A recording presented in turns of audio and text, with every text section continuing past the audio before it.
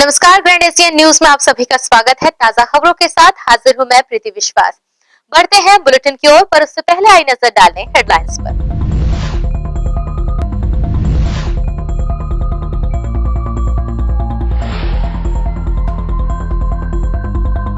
NSUI कार्यकर्ताओं ने पूर्व मंत्री व भाजपा नेता राजेश मूढ़त की गिरफ्तारी की मांग। दुर्ग पटेल चौक पर किया पुतला दहन, जताया आक्रोश।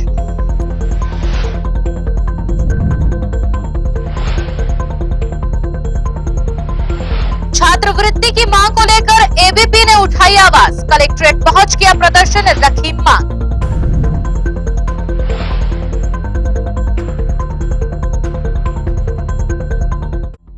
अवैध होर्डिंग्स के खिलाफ निगम हुआ सख्त, होर्डिंग्स पर चलाया बुलडोजर।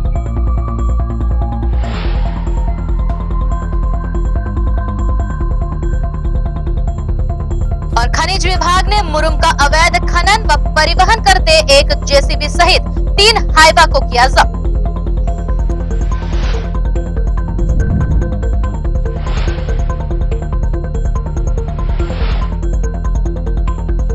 अब खबरें विस्तार से। स्वच्छता सर्वेक्षण 2022 को लेकर दुर्ग शहर विधायक व निगम महापौर ने निगम परिसर का किया निरीक्षण, दिए आवश्यक निर्देश। स्वच्छता सर्वेक्षण 2022 को लेकर दुर्ग नगर निगम द्वारा शहर को स्वच्छ व सुंदर बनाने की पहल की जा रही है, जिसकी कड़ी में मंगलवार को निगम महापौर धीरज बाकलीवाल ने शहर विधायक अरुण के साथ निगम परिसर का निरीक्षण किया और शहर को स्वच्छ बनाने के साथ निगम कार्यालय को स्वच्छ व सुंदर बनाने की पहल करने की बात कही। इस मौके पर शहर विधायक अरुण ने निगम के मुख्य द्वार पर खाली पड़े गमलों पर वृक्षारोपण करने की बात कही। वहीं निगम महापौर धीरज बाकलीवाल ने निगम के समस्त कार्यालय को एक रंग में रंगकर अनुपयोगी कबाड़ को बेचने के निर्देश दिए। गौरतलब है कि दुर्ग नगर निगम द्वारा स्वच्छता सर्वेक्षण में देश में सर्वोच्च स्थान लाने के प्रयास किए जा रहे हैं, जिसके तहत जागरूकता अभियान के साथ साफ सफाई को लेकर भी अभियान चलाया जा रहा है। और इसी कड़ी में निगम महापौर व शहर विधायक ने निगम परिसर का निरीक्षण किया। निरीक्षण के दौरान पार्षद सतीश बघेल, नंदू मोहबिया, अंशुल पांडे व निगम के अधिकारी मौजूद रहे। ग्रैंड एशियन न्यूज के लिए दुर्ग से नसीम फारूकी की रिपोर्ट। वहीं दुर्ग जिला एनएसयूआई द्वारा दुर्ग के पटेल चौक में पूर्व मंत्री राजेश मूढ़त का पुतला जलाकर जमकर नारेबाजी की गई। एनएसयूआई के प्रदेश अध्यक्ष नीरज पांडे के निर्देशानुसार एनएसयूआई के पदाधिकारियों ने पटेल चौक में छत्तीसगढ़ शासन में पूर्व मंत्री रहे भाजपा नेता राजेश मूढ़त का पुतला दहन कर उनके खिलाफ प्रदर्शन करते हुए गिरफ्तारी की मांग की। गौरतलब है कि एनएसयूआई ने कहा कि भाजपा ने राहुल गांधी के कार्यक्रम में जिस गलत ढंग से प्रदर्शन किया, भाजपा के पूर्व वरिष्ठ नेता 15 साल मंत्री रहे राजेश मूढ़त ने अपना जिस तरह का आचरण दिखाया, पुलिस के साथ गाली गलौज, अभद्रता की वह अस्वीकार है। भाजपा के पूर्व मंत्री द्वारा जो व्यवहार पुलिस व अन्य आम नागरिकों के साथ किया गया है, इससे साफ है कि भाजपा का असली चेहरा छत्तीसगढ़ की जनता के सामने जग जाहिर हुआ है। यही इनकी रीति नीति है, जिसका एनएसयूआई कड़ा निंदा करता है। इसी कड़ी में एनएसयूआई जिला दुर्ग के नेतृत्व में भाजपा प्रवक्ता राजेश मूढ़त के खिलाफ एफआईआर दर्ज कराने हेतु दुर्ग कोतवाली पुलिस निरीक्षक को ज्ञापन सौंपा। इस दौरान बड़ी संख्या में एनएसयूआई कार्यकर्ता उपस्थित होकर जमकर प्रदर्शन करते नजर आए। इस संबंध में मीडिया के समक्ष प्रदर्शनकारियों ने अपनी प्रतिक्रिया दी। ज्ञात हो, मीडिया के थ्रू हमें पता चला था कि राजेश मूढ़त जी द्वारा, जो भाजपा के पूर्व मंत्री थे, छत्तीसगढ़ शासन में मंत्री रह चुके, उन्होंने पुलिस से गाली गलौज और अभद्रपूर्ण व्यवहार किया, जिसके विरोध में आज एनएसयूआई के प्रदेश अध्यक्ष नीरज पांडे जी के निर्देशानुसार हर संभाग में आज राजेश मूढ़त जी का पुतला दहन किया गया। वो हर जिलों में, हर थानों में उनके खिलाफ अब एनएसयूआई एफआईआर कराएगी। एवं हम चाहते हैं कि राजेश मूढ़त जी मीडिया में आके पब्लिकली सारे पुलिसकर्मियों से माफ़ी मांगे। पुलिस प्रशासन का अपमान एनएसयूआई नहीं सही, एवं जब तक वो पुलिस प्रशासन से माफ़ी नहीं मांगते, छत्तीसगढ़ की जनता से माफ़ी नहीं मांगते, एनएसयूआई का आंदोलन चलता रहेगा।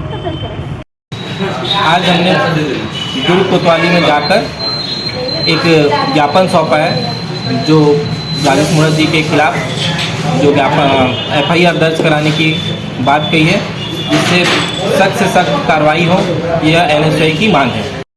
निंदनीय है, इसका एनएसयूआई परिवार कड़ी निंदा करती है। प्रशासन और मुख्यमंत्री जी से चाहती है कि जल्द से जल्द इस पर कार्रवाई की जाए और साथ ही साथ अभी कोतवाली दुर्ग में जाके हम सभी एक FIR भी दर्ज कराएंगे, इसकी कार्रवाई शीघ्र की जाए। यही एनएसीएन न्यूज के लिए दुर्ग से नसीम फारूकी की report. All India democratic students organisation Durg जिला कमेटी द्वारा नई शिक्षा नीति के खिलाफ दुर्ग के पटेल चौक पर प्रदर्शन कर मुख्यमंत्री व प्रधानमंत्री के नाम ज्ञापन सौंपा गया। All India democratic students organisation Durg जिला कमेटी के द्वारा नई शिक्षा नीति 20 के खिलाफ दुर्ग पटेल चौक पर नारेबाजी कर प्रदर्शन किया गया और साथ ही देश के प्रधानमंत्री नरेंद्र मोदी व मुख्यमंत्री के नाम दुर्ग कलेक्टर को ज्ञापन सौंपा गया।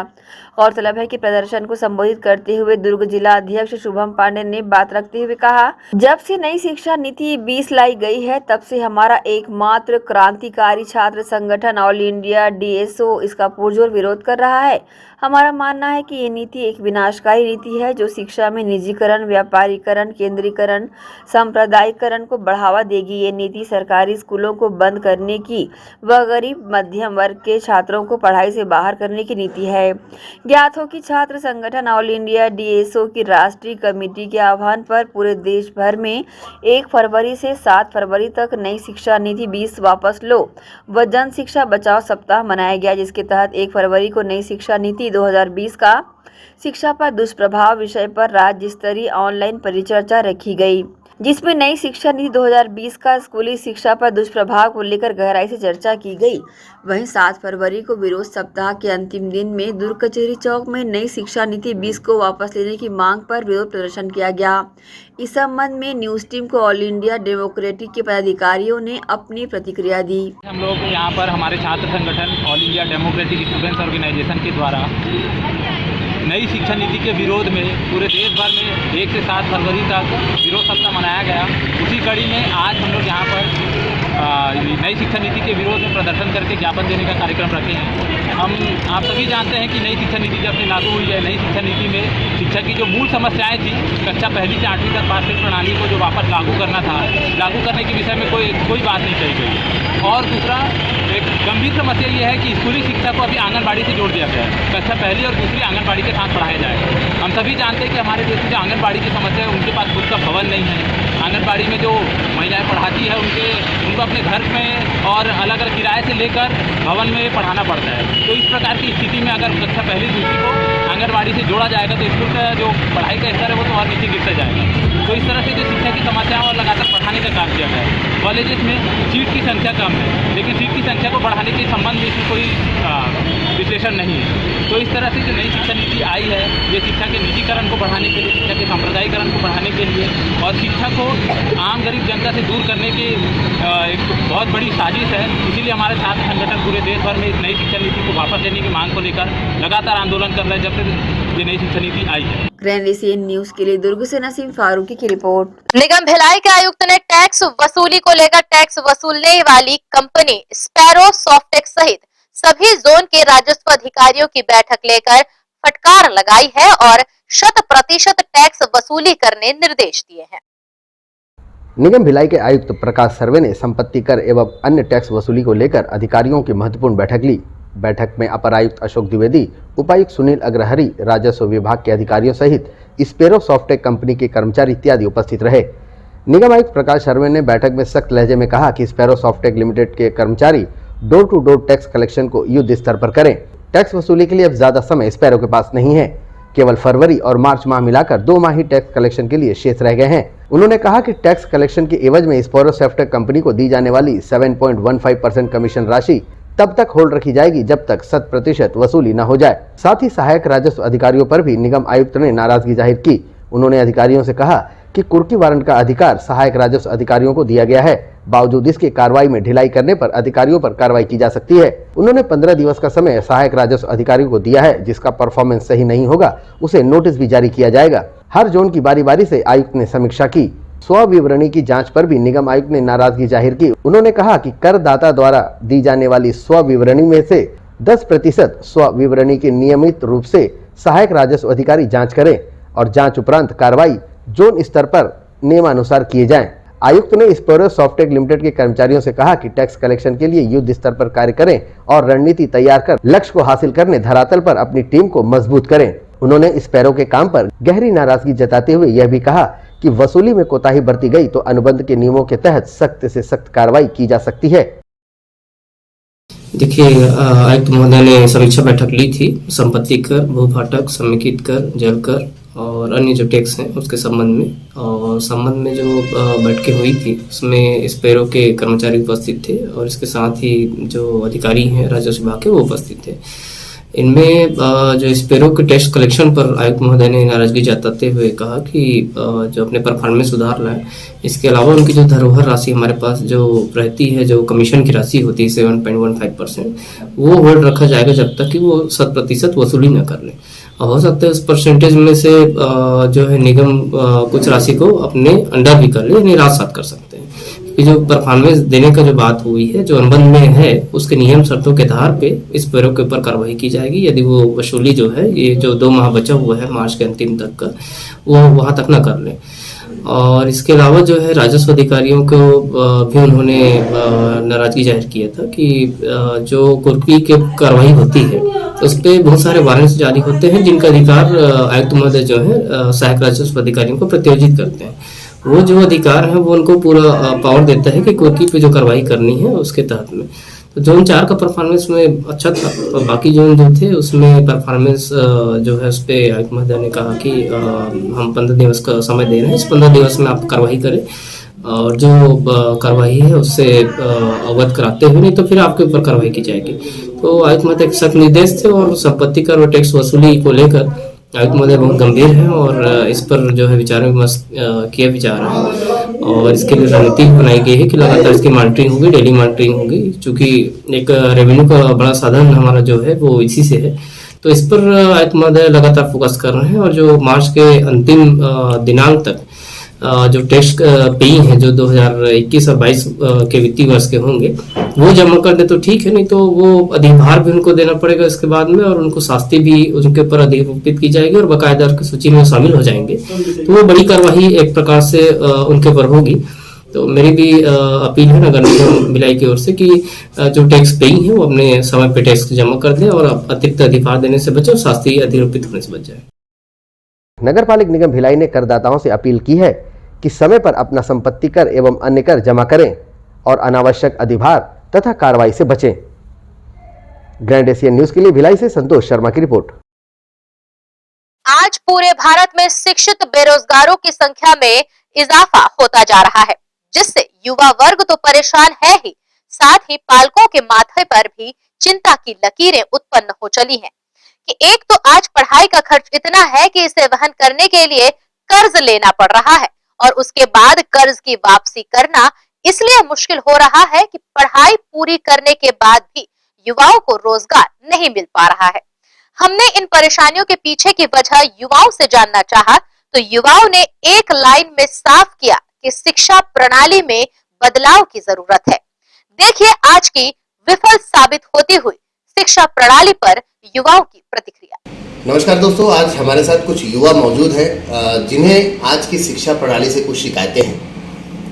हमने भी अमूमन देखा है ये चीज़ कि आज शिक्षित बेरोजगारों की संख्या बढ़ती जा रही है और आज का युवा रोजगार पाने में असक्षम है, अक्षम है।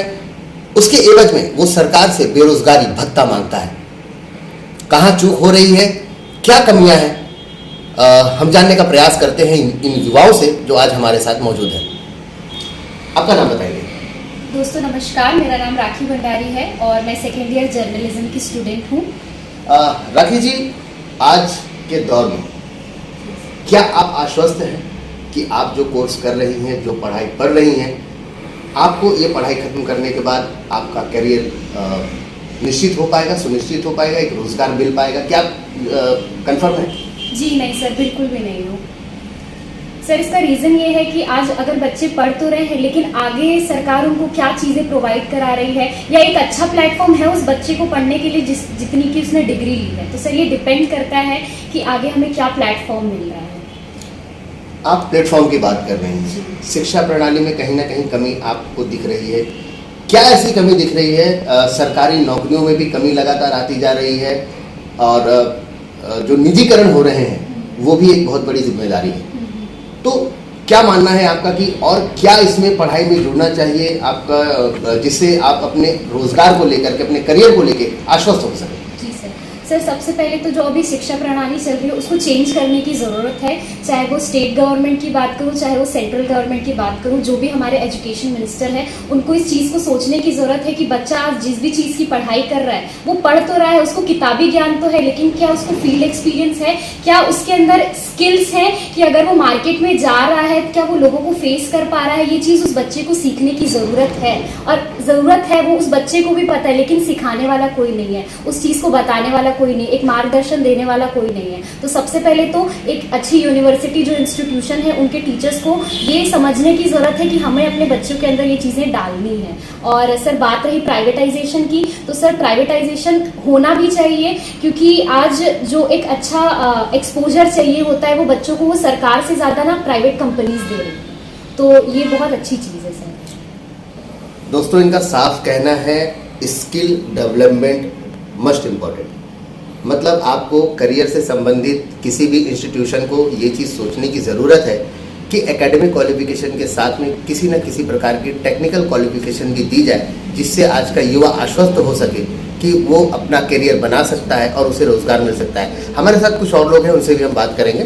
जी, आपका नाम बताएंगे? मेरा नाम मनीषा शुक्ला है और मैं अभी सिविल सर्विसेज की प्रिपरेशन कर रही हूँ।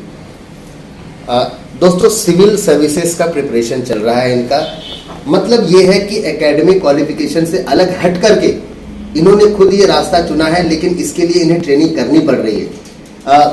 आपसे एक चीज़ जानना चाहूँगा, जो आप सिविल सर्विसेज की ट्रेनिंग कर रही हैं, क्या गवर्नमेंट इसको दे रही है? गवर्नमेंट नहीं सर, प्राइवेट सेक्टर। आप प्राइवेट तौर पे इसको कर रही हैं, क्यों आपने ये रास्ता चुना? क्या सरकारी तंत्र है, जो सरकारी शिक्षा की व्यवस्था है, क्या उसमें आपको नहीं लग रहा था कि आपकी जॉब लग जाएगी? नहीं सर, ऐसा नहीं लगा मुझे।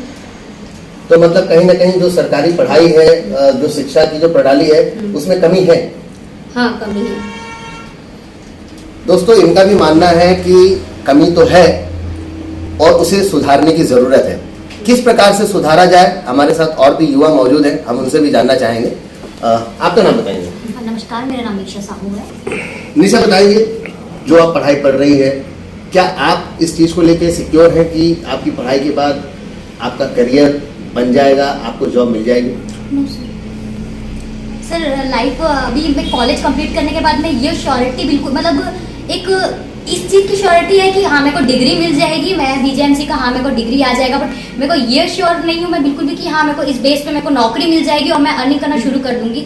मैं अपने घर की बड़ी लड़की हूँ, तो मैं ये नहीं बोल सकती कि मैं हाँ मेरे को अर्निंग, मतलब मेरे को अर्निंग जल्दी चाहिए, तो मेरे ये सिक्योरिटी नहीं है कि हाँ मैं कॉलेज से निकली और मैं सिक्योर हो जाऊँगी, मेरी लाइफ सिक्योर है, ये मैं अभी बिल्कुल भी नहीं बोल सकती। मतलब एक बीजेएमसी का कोर्स आपको ऐसा दिखा जिसमें कुछ संभावनाएं हैं नौकरी की, लेकिन आप अभी भी आश्वस्त नहीं है कि नौकरी हो जाएगी। क्यों आपने जर्नलिज्म को चुना?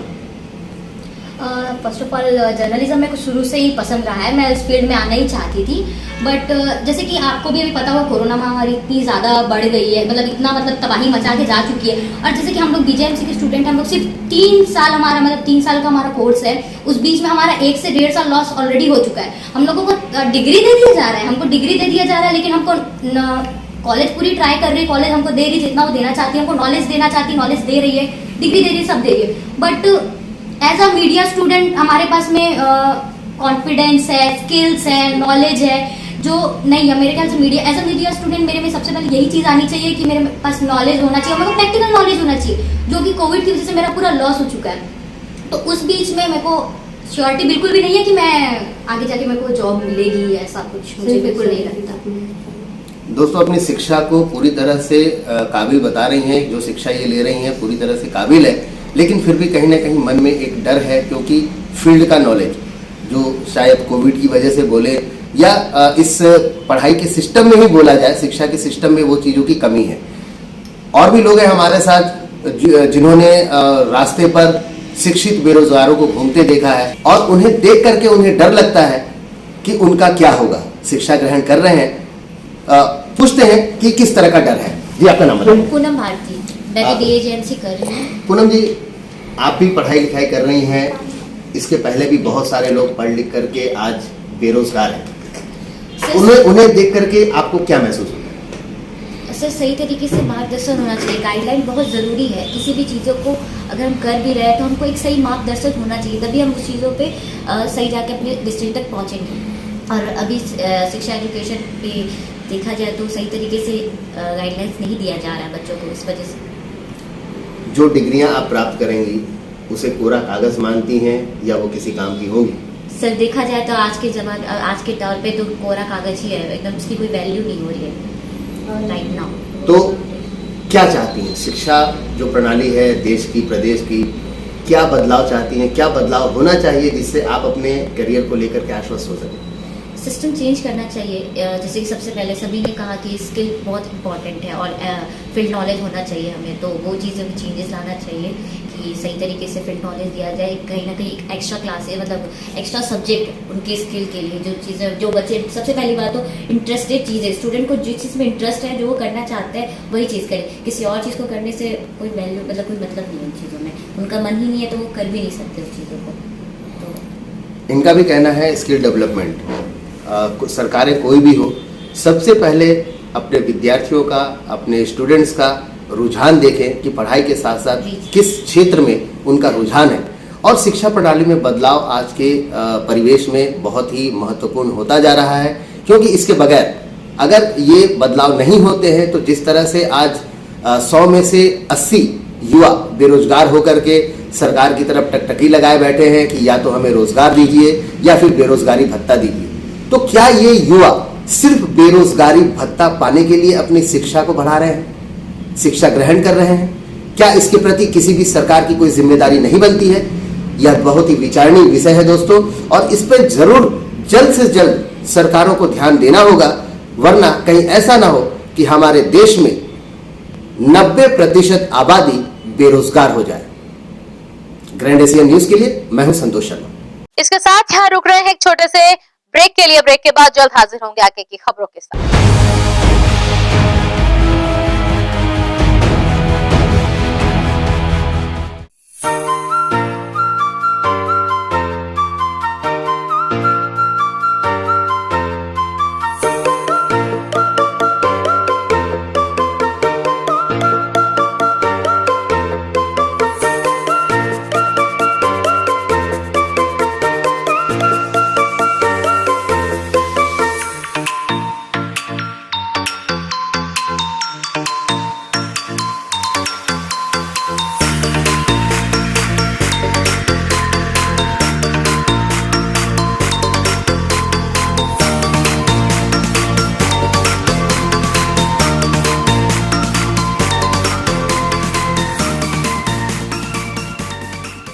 Chandigarh pure veg dhaba and restaurant, जी हां, भिलाई शहर के हृदय स्थल सुपेला में वन नेशनल हाईवे से महज चंद कदमों की दूरी पर, साथ ही साईराम टाटा मोटर्स के बाजू Chandigarh pure veg dhaba and restaurant.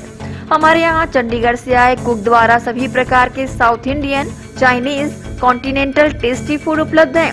Punjabi kulcha, idli, sambar vada, सादा डोसा, मसाला डोसा, मंचूरियन, छोले भटूरे व साथ ही सभी प्रकार के pure veg dishes, tasty food के अलावा सेल्फी जोन जो कि खास आकर्षण का केंद्र है, साथ ही पार्टी की भी सुविधा। Chandigarh pure veg dhaba and restaurant, हमारा पता साईराम टाटा मोटर्स के बाजू सुपेला भिलाई। टाटा शोरूम के पीछे में जस्ट हमने क्या है पूरा पंजाब का थीम लेके आया हुआ है अभी यहाँ पर। जो हमारा ढाबा है बेसिकली जो कॉन्सेप्ट है चंडीगढ़ का थीम है, और जो हमारे कुक्स हैं स्पेशली हमने पंजाब और चंडीगढ़ से बीच में सारे कुक्स हमारे स्पेशलिस्ट हैं। और हमारा ढाबा नाम से है लेकिन मल्टी कुजिन रेस्टोरेंट है, इसमें साउथ इंडियन, नॉर्थ इंडियन और आपका कॉन्टिनेंटल, चाइनीज सारी वेराइटी हमारे पास है, तो एक बार अवश्य पधारें। कॉन्टेक्ट नंबर 8196991110, 07884230 तो अवश्य पधारें Chandigarh pure veg dhaba and restaurant. BM Shah super multi speciality hospital, 24 घंटे आपातकालीन सुविधाएं, जिसमें मॉडुलर ऑपरेशन थिएटर से सुसज्जित छत्तीसगढ़ के प्रतिष्ठित न्यूरो फिजिशियन न्यूरो सर्जन की सुविधाओं के साथ सड़क दुर्घटना में घायल मरीजों के लिए विशेष ट्रॉमा आईसीयू की सुविधा उपलब्ध है। हॉस्पिटल में हृदय रोग विशेषज्ञों की टीम के साथ एडवांस कैथ लैब की सुविधाएं, साथ ही जिसमें एंजियोग्राफी, एंजियोप्लास्टी, पेसमेकर की सुविधा उपलब्ध है। हॉस्पिटल में medical ICU, surgical ICU, NICU, burn unit के साथ डायलिसिस की सुविधा 24 घंटे उपलब्ध है। हॉस्पिटल के सभी वार्ड एयर कंडीशनर होने के बावजूद सबसे किफायती दरों में उपलब्ध। General ward, private room, deluxe room, super deluxe room की सुविधाएं उपलब्ध है। हॉस्पिटल में गायनिक डॉक्टर्स की एक्सपर्ट टीम नॉर्मल डिलीवरी एवं सिजेरियन के लिए सुविधा 24 घंटे उपलब्ध है। साथ ही साथ महिला एवं बच्चों के लिए अलग अलग वार्ड की सुविधा उपलब्ध है। हॉस्पिटल में सभी प्रकार की जांच जैसे MRI, CT scan, sonography, 2D echo, ECG, EEG, endoscopy, X ray, खून एवं पेशाब की जांच की सुविधा बेहद किफायती दरों में उपलब्ध है। हमारा पता PM Shah multi speciality hospital and research centre, Shastri Nagar, Supela, Bhilai, Chhattisgarh. Phone number 77730 77711 77730 77722।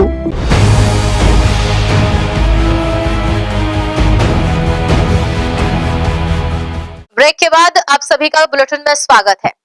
दुर्ग में निगम की बड़ी कार्रवाई, नोटिस के बाद भी जवाब नहीं दिए जाने के बाद सड़क किनारे लगे बड़े अवैध होर्डिंग्स पर चला निगम का बुलडोजर।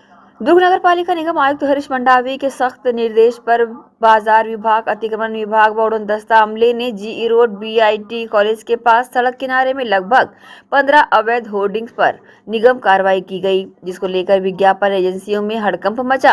एजेंसियों को निगम ने अवैध होर्डिंग हटाने के लिए नोटिस और समझाइश दी थी, मगर कोई जवाब न मिलने पर दुर्ग नगर निगम ने एक्शन लेकर कार्रवाई की। इस विषय पर आयुक्त हरीश मंडावी द्वारा राजस्व व बाजार विभाग की समीक्षा के दौरान नोडल अधिकारी प्रकाश चंद थावनी को निर्देश दिया गया कि शहर में अवैध होर्डिंग को हटाने की कार्रवाई करे। इसको ध्यान में रखते हुए अमले ने जी रोड बीआईटी कॉलेज सड़क किनारे बड़े एवं छोटे अवैध होर्डिंग को हटाने की कार्रवाई की। इस संबंध में प्रभारी थान सिंह यादव ने न्यूज टीम को अपनी प्रतिक्रिया दी। लगभग 15 होर्डिंग पर कार्रवाई हो गई है और ये जो अभी कार्रवाई चल रही है वो रायपुर नाका चौक से लेकर पुलगांव चौक तक के जितने भी अवैध होर्डिंग है वो हटाया जाएगा और रोड चौड़ीकरण को ये प्रभावित कर रही थी होर्डिंग, तो इसलिए इनको हटाया जा रहा है। और ये यदि इनके द्वारा ठेकेदारों के द्वारा होर्डिंग नहीं हटाई जाती है तो ये कार्य निरंतर जारी रहेगी। तो पहले नोटिस दी गई थी और शुक्रवार से इनको फोन के द्वारा भी समझाइश दी गई थी, उसके बाद भी इनके द्वारा होर्डिंग नहीं हटाई गई। आज नगर निगम के द्वारा आईसी महोदय के निर्देश पर ये कार्रवाई। ग्रैंड एशियन न्यूज के लिए दुर्ग से नसीम फारूकी की रिपोर्ट। अखिल भारतीय विद्यार्थी परिषद के बैनर तले छात्र छात्राओं को अभी तक छात्रवृत्ति राशि प्राप्त नहीं होने के कारण जिला कलेक्ट्रेट पहुंच प्रदर्शन कर विरोध जताया गया। अखिल भारतीय विद्यार्थी परिषद के बैनर तले नारेबाजी करते हुए जिला कलेक्ट्रेट पहुंचकर विरोध जताया, जिसके तहत 2020-21 में जिले के शिक्षण संस्थानों में अध्ययनरत छात्रवृत्ति फॉर्म भरने के बावजूद उन्हें अब तक छात्रवृत्ति की राशि पूर्णतः प्राप्त नहीं हुई है। इसके विरोध स्वरूप अखिल भारतीय विद्यार्थी परिषद के पदाधिकारी अपनी मांग लेकर दुर्ग जिलाधीश के नाम ज्ञापन सौंपा व इस संबंध में न्यूज टीम को पदाधिकारियों ने प्रतिक्रिया दी। हम लोग अभी स्कॉलरशिप को लेके मांग कर रहे हैं, जैसे कई लोग का आधा ही पैसा आया है और आधा अधिकतरों के में नहीं आया है, और आया भी है तो 50% आया। जैसे किसी को 4000 6000 मिलता है तो किसी के में 1900 आया है, 1500 आया है, और हम लोग सर लोग के पास जा रहे हैं तो बोल रहे हैं दूसरे किस्त में दिया जाएगा, लेकिन अभी तक वो आया ही नहीं। तो हम इस चीज़ को लेकर आज मांग कर रहे हैं कि स्कॉलरशिप जल्दी दे 20-21 का, और अभी का भी हमारे स्कॉलरशिप जल्दी। कॉलेज से ये बोल रहे हैं कि अभी थोड़ा कोरोना के कारण भी है, वो दूसरे किस्त में दिया जाएगा, आपको किस किस्त में दे रहे हैं करके। लेकिन हमारा स्कॉलरशिप पहले ऐसे आता था एक साथ दे दिया जाता था, लेकिन अब किस्त में कर रहे हैं तो ये पता नहीं आएगा कि नहीं आएगा। ये विद्यार्थी परिषद दुर्ग के कार्यकर्ताओं द्वारा जो सत्र 20 और 21 की जो छात्रवृत्ति है जो अभी तक छात्रों को नहीं मिली है, वो लोग स्टूडेंट्स अभी पढ़ रहे हैं। आप जान रहे हैं कोविड का समय है, छात्रों को कितनी परेशानी हो रही है, और अभी का भी फॉर्म जो 21-22 का भी फॉर्म भरा गया, लेकिन अभी तक जो 20 और 21 की जो छात्रवृत्ति अभी तक नहीं आई है। इस विषय में हम आज जिला अधिकारी जिलाधीश महोदय को ज्ञापन दे रहे हैं। कम से कम नहीं भी होके 50% तो होंगे, और कई ऐसे भी स्टूडेंट हैं जिनके खाते में 50% ही पैसा आया है, किसी के में 30% पैसा आया है। तो इन सब मुद्दों को लेकर हम आज कलेक्टर महोदय को ज्ञापन देंगे। ग्रैंड एशियन न्यूज के लिए दुर्ग से नसीम फारूकी की रिपोर्ट। समाजवादी पार्टी छत्तीसगढ़ द्वारा देश की स्वर कोकिला लता मंगेशकर को दी गई श्रद्धांजलि। दुर्ग के मेनोनाइट चर्च के समीप स्थित संविधान स्मारक पर समाजवादी पार्टी ने मंगलवार को श्रद्धांजलि सभा का आयोजन किया, जहां स्वर कोकिला दिवंगत लता मंगेशकर को श्रद्धांजलि अर्पित की गई। इस मौके पर समाजवादी पार्टी के वरिष्ठ नेता गयूर सिद्दीकी व जिला अध्यक्ष सगीर अली ने कहा कि लता मंगेशकर के रूप में देश ने अपने अनोखे रतन को खो दिया है, जो हमारे देश के लिए एक बड़ी क्षति है, जिसकी भरपाई आने वाली कई पीढ़ियों तक संभव नहीं होगी। श्रद्धांजलि सभा में विशेष रूप से समाजवादी पार्टी के प्रदेश अध्यक्ष नियाज खान, प्रदेश सचिव शुक्ला जी, मोहम्मद रजा सैनी, फर्नांडिस, विनोद सिंह यादव व ब्रिजेश यादव के साथ समाजवादी पार्टी के कई वरिष्ठ नेता उपस्थित रहे, जहां उन्होंने दिवंगत लता मंगेशकर को 2 मिनट का मौन व्रत रखकर अपने श्रद्धा सुमन अर्पित किए। ग्रैंड एशियन न्यूज के लिए दुर्ग से नसीम फारूकी की रिपोर्ट। लोक निर्माण विभाग द्वारा सड़क निर्माण कर रहे ठेकेदार, जिला खनिज अधिकारी व लोक निर्माण विभाग के अधिकारियों के खिलाफ शिकायत लेकर पहुंचे युवक कांग्रेस के कार्यकर्ता जिला कलेक्ट्रेट पहुंचकर किया जमकर प्रदर्शन। लोक निर्माण विभाग के द्वारा राज्य सड़क परियोजना के तहत बनाई जा रही सड़क पर लोक निर्माण के अधिकारी, ठेकेदार सहित खनिज विभाग अधिकारी युवाओं की शिकायत लेकर बड़ी संख्या में युवक कांग्रेस के कार्यकर्ता अधिकारी कलेक्ट्रेट पहुंचे और नारेबाजी कर प्रदर्शन किया, जिसमें मेसर्स किरण बिल्डकॉन के द्वारा बनाया जा रहा जो कि वर्ष 2018-19 के बजट में शामिल जिला दुर्ग के पुलगांव नाका से अंजोरा तक 4 लेन मार्ग के निर्माण का, जिसकी लागत करोड़ों की आई है। ऐसे ही वर्ष 2019-20 के बजट में शामिल जिला दुर्ग के नेहरू नगर चौक से राजेंद्र पार्क, गजपारा, मिनी माता चौक मार्ग चौड़ीकरण, सुदृढ़ीकरण, लंबाई चौड़ाई जिसकी लागत लाखों रुपए में है। उन्होंने आरोप लगाया कि सड़क में विभिन्न गौण खनिजों का उपयोग गैर कानूनी रूप से अवैध तरीके से खोदकर किया गया है। इस सड़क के निर्माण के लिए लोक निर्माण विभाग के द्वारा जारी एस्टीमेट, जिसमें विभिन्न गौण खनिजों के उपयोग की मात्रा का उल्लेख किया गया है। इस एस्टीमेट के अनुसार सड़क के निर्माण में लाखों क्यूबिक मीटर गौण खनिज का उपयोग किया गया है। साथ ही ठेकेदार के द्वारा अगर किसी प्रकार के गौण खनिज का उपयोग किया जाता है तो ठेकेदार के द्वारा गौण खनिज की मात्रा के अनुसार रॉयल्टी जिले के खनिज शाखा में जमा किया जाता है। अगर ठेकेदार के द्वारा सड़क के निर्माण के दौरान उपयोग किए गए गौण खनिज के अनुसार रॉयल्टी खनिज विभाग में जमा नहीं की जाए तो ठेकेदार से लोक निर्माण विभाग के द्वारा साल 2015 में सड़क निर्माण के लिए जारी SRO के तहत जुर्माना वसूला जाना चाहिए। गौरतलब है कि सड़क निर्माण कार्य में हो रही अनियमितता का अधिकारियों व ठेकेदारों पर आरोप लगाते हुए युवा कांग्रेस के कार्यकर्ताओं ने अपना विरोध प्रदर्शन किया।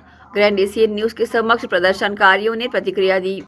जिलाधीश महोदय के नाम से ज्ञापन है। विषय है किरण बिल्डकॉन, ठेकेदार है जिनका ठेका है पुलगांव चौक से दुर्गंजोरा के लिए, पुलगांव चौक से अंडा के लिए, पुलगांव चौक से नेहरू नगर के लिए। इन्होंने अभी तक इनके ऊपर 7 लाख लगभग फाइन पड़ी है। नियम तो 7 करोड़ का है अगर बनता है नियम से तो। राजा तालाब आप जाके देखेंगे, थनौद में, धीरी में, बिरेझर में, विशामा में, अंडा में, सिरसिदा में, अंडा के आसपास के सभी गांव में, दुर्गंजोरा के आसपास के सभी गांव में, ये सभी से अवैध मुरुम का परिवहन ये शुरू से कर रहा है। सड़कों में अभी भी कोई सुरक्षा मानक नहीं है। 8 दिन 6 दिन पहले ही एक जवान की मृत्यु हुई है और ऐसे कई केस हैं इनके जो हो ही रहे। अभी तक इनके ऊपर मात्र 7 लाख का फाइन बना है, ऐसा खनिज विभाग का कहना है और वो भी दिया गया नहीं है। वो कहता है क्या है कैसा है नहीं पता। इसमें कहीं ना कहीं PWD के अधिकारी, खनिज विभाग के अधिकारी आपस में संलिप्तता है। जिलाधिकारी भी इसमें कुछ बोलने से बच रहे हैं। 1 सप्ताह का समय इनके ऊपर कार्रवाई होती है कि नहीं। अगले सप्ताह सोमवार को सभी सड़कों से, इधर अंडा से अलग, दुर्गंजोरा से अलग, एक साथ पुलगांव चौक से फिर आएंगे जिला कलेक्ट्रेट पैदल मार्च। यहाँ अगर तुरंत कार्रवाई नहीं हुआ तो वही भीड़ सीधा भिलाई 3 की ओर जाएगी, CM हाउस। कहीं ना कहीं इसमें खनिज विभाग और PWD के अधिकारियों का ही संरक्षण प्राप्त है ठेकेदार को, तो त्वरित कार्रवाई इन सभी के ऊपर होनी चाहिए। ठेकेदारों को, अधिकारियों का ही संरक्षण प्राप्त है, इसलिए इतना काम वो लोग बिंदास कर रहे हैं, ना किसी चीज़ का भय है ना कुछ है, क्योंकि कार्रवाई तो अधिकारी करेंगे। प्रदर्शन करने आए कार्यकर्ताओं ने 7 दिन के भीतर कार्यालय के द्वारा इस मामले में कार्रवाई नहीं की गई तो युवा कांग्रेस की कार्यकर्ताओं द्वारा बड़ी संख्या में ग्रामीणों के साथ मिलकर दुर्ग अंजोरा से लेकर कलेक्ट्रेट कार्यालय तक पदयात्रा निकालने की चेतावनी दी है और ठेकेदार व जिला प्रशासन के खिलाफ लोक निर्माण विभाग के मंत्री और मुख्यमंत्री को ज्ञापन सौंपे जाने की बात कही है। अब देखना होगा शासन प्रशासन इस पर किस तरह रुख अपनाता है। ग्रैंड एशियन न्यूज के लिए दुर्ग से नसीम फारूकी की रिपोर्ट। इसके साथ ही यहाँ रुक रहे हैं एक और छोटे से ब्रेक के लिए। खबरें लगातार जारी हैं ग्रैंड एशियन न्यूज पर।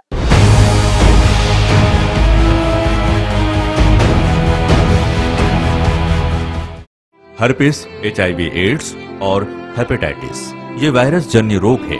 ये ज्यादातर रक्त धारा में मौजूद होता है जिसमें एक तंतु अनुवांशिक अणु होता है। हर्पिस मुख्यतः 3 प्रकार के होते हैं: herpes simplex, herpes genitalis, herpes zoster. Herpes simplex और हर्पिस जेंटिलियस ये स्त्री और पुरुषों के गुप्तांगों में होता है। ये पुरुष के गुप्तांगों में दाने, छाले, जलन, लाल होना, खुजली के रूप में, इंद्रियों को ढकने वाली चमड़ी का क्रेक होना, फटना, लगातार बुखार, मुंह में छाले होना, शरीर कमजोर होना के रूप में होता है। हर्पिस जोस्टर शरीर में पानी भरे फफोले की तरह जो दर्द, जलन, चमचमाहट, खिंचाव के साथ उभरते हैं।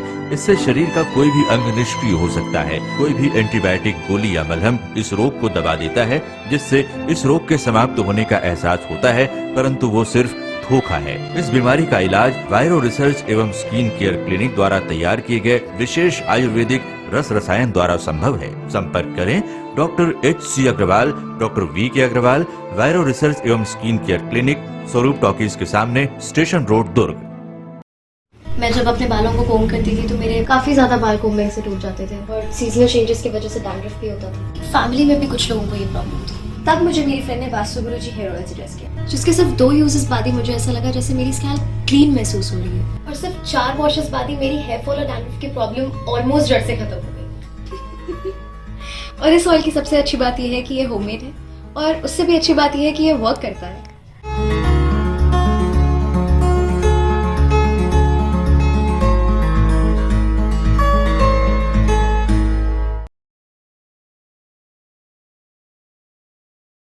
भिलाई के प्रमुख स्थल पावर हाउस में स्थित होटल शिव प्रभा इन एवं town king the family restaurant नवीन साज सज्जा एवं आधुनिक सुविधाओं से लैस। हमारी विशेषताएं: economic suite, executive suite, premium suite and presidential suite. Town king the family restaurant, लाजवाब स्वाद से भरपूर नाश्ते एवं भोजन की उत्तम व्यवस्था। Banquet hall, party hall, conference hall, free Wi-Fi internet, new elevator, travel assistance, safe deposit vault and godown, special tariff plan for corporate, marriage and other functions. Online booking facilities available. Sweet home away from home. Powerhouse railway station व bus stand से मात्र 500 metre पर स्थित hotel Shiv Prabha inn and town king the family restaurant, 46 team market, अपना KC laws के बाजू में। Power house Bhilai. Contact 98932 15251 और 8966 981590।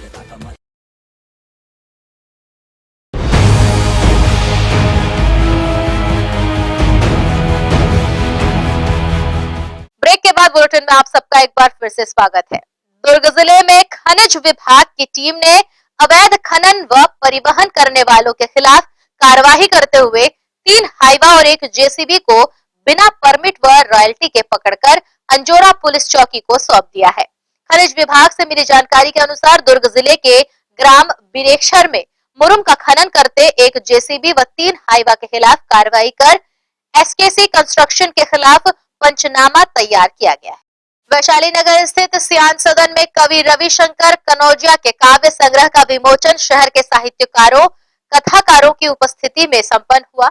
विमोचन अवसर पर विभिन्न स्थानों से आए साहित्यकार, कवियों ने इस अवसर पर विभिन्न विषयों पर अपने विचार प्रकट किए। रविशंकर कनौजिया ने अपनी प्रतिक्रिया देते हुए कहा कि उन्होंने काव्य संग्रह अपने स्वर्गीय पिता को समर्पित किया है। उन्होंने यह भी कहा कि भिलाई आने पर वे विभिन्न साहित्यिक संस्थाओं से जुड़ते चले गए। लिखते रहे, लोगों के भावों को शब्द देते रहे, बड़े बड़े कार्यक्रमों को 2-2 कॉलम 3-3 कॉलम में समेटते रहे हैं। कलौसिया जी की जो पंक्तियां उन्होंने भी हम सबको अर्पित की कि उन्होंने 2-3 चीजें बहुत अच्छी कही कि कोयल फ्री इसलिए रहती क्योंकि अपने बच्चे पालने के लिए कौवे को दे आती है। तो हम सब कोयल हैं यहाँ, जो अपनी जिम्मेदारियां किसी और को छोड़कर आए, सौंप कर आए घर पर, हम सब यहाँ फ्री बैठे हैं। दूसरा, साहित्य पढ़ने पढ़ाने के लिए या कविता लिखने के लिए भी थोड़ी फुर्सत चाहिए होती है। तो कोयल और कौवे वाली उपमा शायद वहां भी सही बैठती हो, पता नहीं, मगर कभी कविताएं दिल से निकला करती थी। लोग बोल देते थे और कविता हो जाती है, अनुभव निकल कर आ जाता था। एक कविता होती थी और एक ही कविता कालजयी हो जाती थी। अब हम कविताएं लिखने लगे हैं क्योंकि हमने अपने पूरे जीवन का अनुभव उससे पिरोना शुरू किया है और सोचने का तरीका भी हमारा बदला है क्योंकि ज्ञान प्राप्त करने के साधन बहुत बड़े हैं, ज्ञानार्जन बहुत तेज हुआ है। पहले हम सिर्फ अपने परिवेश से सीखते थे, अपने आसपास के लोगों से सीखते थे, स्कूल में जाते थे, गुरुजी से सीखते थे या पुस्तकों से सीखते थे। इसके अलावा हमारे पास कोई स्रोत नहीं था। फिर रेडियो आया, फिर टेलीविजन आया, फिर टेलीविजन पर ढेर सारे चैनल आए, फिर इंटरनेट भी आ गया, फिर दुनिया भर में सोशल मीडिया के ऐप आ गए। घटना घटित होने के पहले ही खबर आ जाती है, लता जी कल गई, मगर उनके निधन का समाचार 4-5 दिन से सोशल मीडिया पर था। तो ऐसे दौर में कविता लिखना एक बहुत बड़ी जिम्मेदारी है और मैं आभारी हूँ और बहुत बहुत साधुवाद देता हूँ कलौसिया जी को, जो जिम्मेदारी न केवल उन्होंने उठाई है बल्कि निभाई भी है। और ये पुस्तक, जैसा उन्होंने कहा कि लोगों ने इसको संकलन के रूप में प्रस्तुत करने का आग्रह किया था, एक पुस्तक छपवाना कितना। और ये किताब अचानक मुझे मेरे मरणासन पिताजी के समय उनके एक वचन ने मेरे मन में ये भाव गूंजते रहे। सन 57 में वो गुजरे, लेकिन गुजरने के 4 रोज पहले जब उनको कोई अधिक पीड़ा थी तो यूं ही कहा, यार अभी कोई गीत सुनाओ। मैं उसमें अबोध बालक था, मैं गीत समझता नहीं था, परिवेश मेरा ग्रामीण था। खैर ठीक है, आगे बढ़ता गया, स्कूल की शिक्षा पास की, भिलाई में आकर के मैं जो है शिक्षा ग्रहण शासकीय सेवा में लग गया। यहाँ पर जो है मुझे विभिन्न साहित्यिक संस्थाओं से जो है मैं जुड़ता गया और वो मेरे अंदर की एक गूंज थी कि पिता ने कहा कि यार कोई गीत सुनाओ। वो मुझे समझ आने लगा, मैं जो है साहित्यिक कार्यक्रमों में वो अंदर से मेरे निकलने लगे भाव और मैं अपनी वाणी को उसमें मैंने रमत रहा। शब्द मेरे स्वर से शब्द मिले मेरे और मैं लोगों के बीच में जो है स्वीकार होता गया। बस यही अनवर अभी चल रहा हूँ। आज कौन सी पुस्तक मेरी जो रचना है, कृति है, काव्य कृति दे रही है प्यार गंगा। इसमें मैंने हमारे देश की जो वसुधैव कुटुंबकम की भावना, इसके अंतर्गत से लेकर के मैंने भिलाई की हमारी जो मिट्टी से हम लोग लोहा बनाते हैं उसकी मैंने कथा आगे आगे बढ़ाया है और यहाँ के भाईचारे को, उनको सबको मैंने इसमें संजोया है। उस गीत का जो टाइटल है, दे रही है प्यार गंगा, उड़ रहा कैसा तिरंगा, इस जहाँ की रीत है कि जोड़ लो तुम प्रीत जग से। और ऊंचे नीचे ये घराने, भूल करके भेद सारे, बढ़ के कर लो प्यार जन से, जिंदगी दिन चार की। लड़ रही चिमनी गगन से, लड़ रही चिमनी गगन से, उड़ रहा धुआं पान में और मिट्टियों के ढेर से अब ढल रहा सोना चमन में। दुर्ग जिले में चिटफंड कंपनी द्वारा धोखाधड़ी और छल से पैसे लेने के मामले में 2 लाख आवेदन दुर्ग कलेक्ट्रेट पहुंचे। इस मामले की जानकारी एडीएम नुपुर राशि पन्ना ने दी। बता दें कि हाल ही में चिटफंड से जुड़े कुछ मामलों में दुर्ग पुलिस ने पर्दाफाश जरूर किया था, लेकिन यह 2 लाख आवेदन के सामने काफी कम है। हालांकि नुपुर राशि पन्ना ने जानकारी दी कि अभी आवेदनों की छटनी जारी है। छटनी के बाद सही आंकड़ा दुर्ग कलेक्टर के सामने प्रस्तुत किया जाएगा। अभी हमारे पास लास्ट नवंबर जो हमने चिटफंड मामले में आवेदन मंगवाए थे, तो ज़िले में लगभग 2 लाख आवेदन प्राप्त हुए हैं, जिसमें अभी हम लोग कंपनी वाइज आवेदनों को छांट रहे हैं एंड उनके जो प्रोप्राइटर्स हैं, डायरेक्टर्स हैं, उनको नोटिस जाया जा रहा है, ताकि हम लोग ये स्पष्ट कर पाए कि क्या सही में उनके द्वारा कपटपूर्ण पैसों का गबन किया गया है कि नहीं किया गया है। और अभी नोटिस प्रोसेस में है। इसमें हमारे कार्यालय से लगभग 40 लोग सेग्रीगेशन टास्क में लगे हुए हैं, जिसमें पृथक पृथक वो लोग आवेदन कर रहे हैं, और साथ ही 6 राजस्व अधिकारी इन मामलों की जांच में भी लग चुके हैं।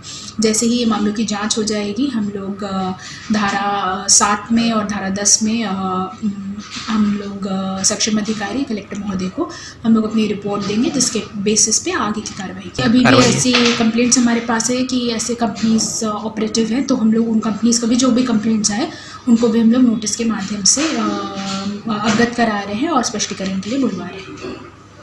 वहीं भिलाई कोतवाली पुलिस ने सोमवार की रात बटन चाकू लेकर घूम रहे एक युवक को गिरफ्तार किया है। युवक HSCL कॉलोनी सेक्टर 6 निवासी अभिषेक सिंह बताया जा रहा है। पुलिस के अनुसार पुराने देनदारी के मामले में अभिषेक सिंह ने सेक्टर 6 निवासी अभिजीत कुमार को चाकू दिखाकर धमकी दी थी, जिसकी शिकायत पर पुलिस ने अभिषेक सिंह को गिरफ्तार किया। घर में घुसकर नाबालिग के साथ छेड़छाड़ करने वाले आरोपी को कोतवाली थाना पुलिस ने किया गिरफ्तार। घर में घुसकर नाबालिग के साथ छेड़छाड़ करने के आरोप में दुर्ग कोतवाली थाना पुलिस ने बघेरा निवासी आरोपी यशवंत निर्मलकर को गिरफ्तार कर लिया है। कोतवाली थाना प्रभारी ने इस मामले की जानकारी देते हुए बताया कि बघेरा निवासी प्रार्थिया ने थाने में उपस्थित होकर आरोपी यशवंत निर्मलकर द्वारा छेड़छाड़ किए जाने की शिकायत दर्ज कराई थी, जिसकी शिकायत पर पुलिस ने मामले को गंभीरता से लेते हुए टीम बनाकर आरोपी की तलाश प्रारंभ की और मंगलवार को घेराबंदी कर आरोपी यशवंत निर्मलकर को गिरफ्तार कर लिया। पुलिस ने इस मामले में आरोपी के विरुद्ध पास्को एक्ट सहित विभिन्न धाराओं के तहत मामला पंजीबद्ध कर कार्रवाई प्रारंभ कर दी है। इस संबंध में दुर्ग सिटी कोतवाली थाना प्रभारी ने न्यूज टीम को अपनी प्रतिक्रिया दी। दिनांक 7/2/2022 को प्रार्थिया थाना उपस्थित आके बताई कि उसकी नाबालिग पुत्री के साथ में दिनांक 5/7/2022 को आरोपी यशवंत निर्मलकर उर्फ लल्लू घर में घुसकर नाबालिग लड़की के साथ में जबरदस्ती करने का प्रयास किया, जिसकी शिकायत थाने में करने पर रिपोर्ट पर अपराध पंजीबद्ध किया गया है और आरोपी को गिरफ्तार किया गया है और न्यायालय पेश किया जा रहा है। ग्रैंड एशियन न्यूज के लिए दुर्ग से नसीम फारूकी की रिपोर्ट। और इसी के साथ न्यूज बुलेटिन में फिलहाल इतना ही। अब आपसे चाहेंगे इजाजत। नमस्कार, धन्यवाद।